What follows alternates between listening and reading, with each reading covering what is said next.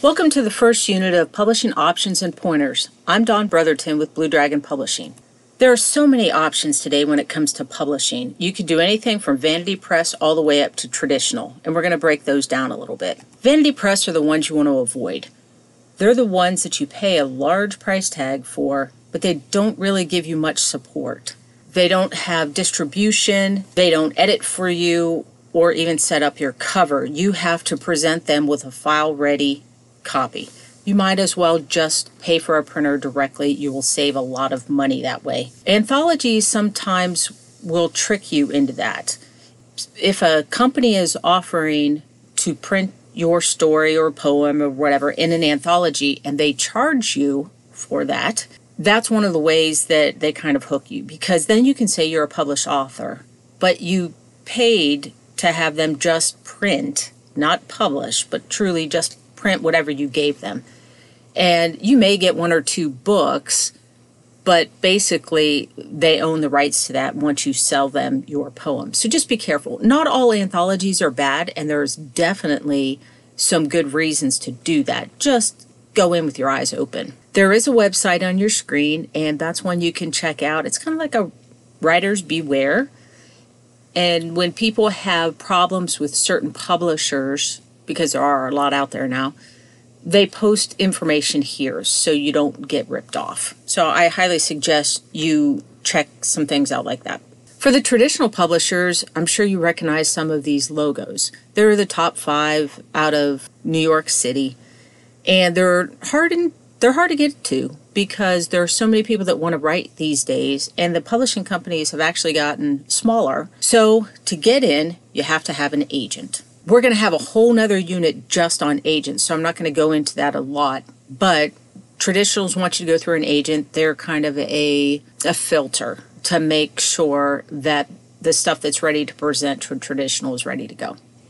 Good thing about a traditional is obviously they have a big reach. They have a big name and companies and people that will do the selling, the distribution, and so you don't have to worry about that. So that is a huge bonus. The downside is you will make less than 9% of your royalties.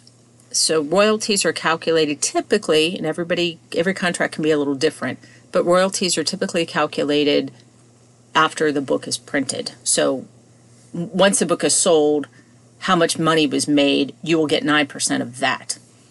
And from that 9% or so, you have to split that money with your agent. So obviously, you're not going to make huge money per sale, but the reach might make a difference. They might, because you can sell in more quantity, you might be okay that way. A misnomer is that advances are a given, and that is so not true anymore. It used to be fairly common that a publisher would pay you up front for a book, and for future books, as a matter of fact. But that's not really a big thing anymore. They don't have that much money. There's so much competition out there. They've had cutbacks in their budget as well. So don't count on an advance. But if you do get an advance, really, they expect you to spend that on marketing. And again, we will have a whole unit on marketing, so make sure to watch that as well. Some things to think about with the traditional when you're looking at a contract, and you will definitely have a contract if you go traditional, is see what they say about no-compete clauses. If you create a character in one of your books and it's doing really well and you want to write another book in the series or using the same character, if there's a no-compete clause in your contract, you might not be able to use that character again unless you publish with the exact same publisher. Just little things to look for. They say if you go with the traditional, sometimes that's the last decision you ever make, because the traditional then owns the rights to do anything with your book. They don't own the copyright, you still own that, but they make all the major decisions, like cover design, title choice. They can change the name of your main characters if they want to. It all comes down to what your contract says. They could also limit your ability to sell. If they buy your book and they run it for a year, or even 6 months, and they go, the sales aren't going as well as I think they should go, they can just back shelve it, meaning They don't push it, they don't market it, they don't do anything with it, but you're also not allowed to do anything with it because they own the rights to sell that book. So that can be very discouraging to some people. One of the things to think about with bookstores, traditional is the way to get on a bookstore shelf, but a bookstore shelf really only has a 3-month shelf life.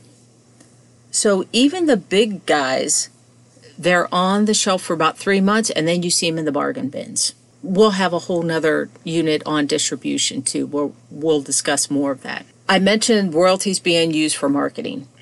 No matter which way you go for publishing, the author is going to be expected to do the marketing, a lot of the marketing. Traditional will give you a little bit. They budget a small amount, and they spend that 6 months prior as your lead up to your launch, and then about 3 months after. And if your book hasn't taken off, they're going to drop the marketing on it. They're not going to keep throwing money at something that they feel hasn't really gone the way they thought it was going to go.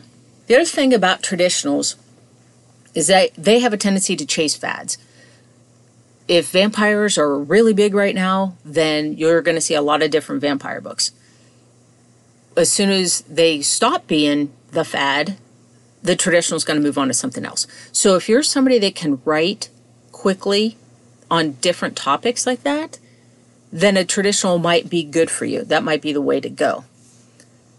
At the same time, and I know it sounds like I'm contradicting myself, but they're also slow to print. From the time you get an agent, that might take you 6 months to a year. You need to count on that. And then the agent needs to pitch it to different publishers, and that can take them 6 months to a year. Then you get in the publishing pipeline, and they have to go through their editing process, their book design, their advanced review copies, their marketing, and all those things. So it could be another 2 years before you see your book in print. So from the time you finish your story and you have started to pitch it, it could take a good 4 years. So although they chase fads, and if you can write quickly and they're looking specifically for a vampire book or a zombie book, then they might shove that through the pipeline faster. But for everything else, you need to count on at least 4 years. And then there's self-publishing. Obviously, with the digital age, self-publishing has really come a long way. There are some great self-published books out there. The good part about it is you do the work and you keep the money. Considering with the traditional you get less than 9%, this sounds pretty good. But you have to remember that you're doing a lot of the work. And you are putting out money to get that work done. It's not all free. And we will talk more about that when we talk about marketing and editing. You do get to keep your rights. Again, copyright you're always going to keep because you're the author. But keeping your rights to make the decision what cover you want, what title do you want. Do you want to change the cover? You can go 2 years into your book and then change the cover and re-release it. There are a couple different companies out there. I think the biggest ones are KDP, which stands for Kindle Direct Publishing. It is the Amazon self-publishing version. And Ingram Spark is another big one. Ingram Spark has more of a distribution. KDP only distributes through Amazon. That's for print books, for KDP and Ingram Spark. For Kindle, KDP also does Kindle, which is Amazon. Smashwords is another distributor for ebooks only. They will put it into like 14 different versions to be able to sell it to different places, overseas and stateside. And then there's Kobo, which, again, it's like Kindle. It's another reader type thing, another place where people can buy books. So all those you can do yourself. You can set up those accounts for free. The other good thing about self-publishing is you can control your pricing. You can set it at one price. If it's not working, you can change it. There might be a little lag time, but for the most part, you're making things go up and down, especially on ebooks. That's very easy to do. You can run sales whenever you want. When you're selling at a table at a book festival, you can make all the deals you feel like. If you want to give discounts to your friends, you are totally in control. I did say you're going to have to spend a little bit of money when you are self-publishing. Marketing and publicity are two different things, and we're going to have a whole nother unit on that. But marketing is telling people about your book. Publicity is getting interviews and getting reviews. That takes a lot of work to dig through that, especially if you're not an expert. So make sure you plan a lot of time for marketing and publicity. You're going to have to set up a lot of different accounts. The KDP, the Ingram Spark, the ISBN to buy your book number. There's just so many different accounts that you have to set up and then follow. Warehousing and distribution is really, really tough for a self-publisher. To get in with any big companies that actually do this, you have to show first you have to have a number of novels already done. And then you have to show a certain sales record that's very high before they will even consider doing this. So for the most part, if you're self-publishing, you're going to be warehousing and distributing yourself. Not necessarily a bad thing. It is extremely hard to get into bookstores as a self-publisher because part of what the distribution people do is they have salespeople that go into the stores and say, you've got to buy this book. It's the latest and greatest. And that's how bookstores often pick what book they're going to sell. You could go to indie bookstores, and there's a website out there called indiebookstores.com, and put in a zip code and you get a radius, and then you can go knock on the doors of the indie bookstores and see if they will carry your book. That is one option. Do not count on any mass library sales. If you are self-published, the libraries don't really want to look at you. There's a whole special printing process to get into libraries that make the bindings more secure so they last longer while they're on the shelves. And then there's hybrid publishing. Hybrid is between self and traditional. Think of it as being a self-publisher but outsourcing all the things that you don't want to do. There are so many hybrid publishers out there these days. You should be able to shop around. If you don't find one that you click with, then search around. You're going to find another one. Usually they're easier to get to than a traditional publisher. Now, a hybrid is still selective, and they're not going to print just anything. If they print just anything, they would be a Vanity Press. But a hybrid will be selective, and they're only going to take the best of the things that are being offered to them. They're easier to get to, like I said, because there's more of them, and there's not as much red tape. They have a lot more variety in genre. The bigger a publisher gets, that's when they start to be more selective on genre and specialize. The cool thing about the hybrid is when you're self-publishing, you're making a bunch of mistakes as you go along. It's just going to happen. If you go with a hybrid, they've already learned their mistakes. They're continuing to learn on the go, but you're gaining all that expertise that they have set aside. They already have all those accounts established that I talked about, the ISBN, Library of Congress, which a self-publisher can't really get a Library of Congress account. They can set up the copyright for you. Again, you still own the copyright, but they can help you with all that paperwork so you don't have to deal with it. And there is a perceived legitimacy of going with a publishing company rather than self-publishing.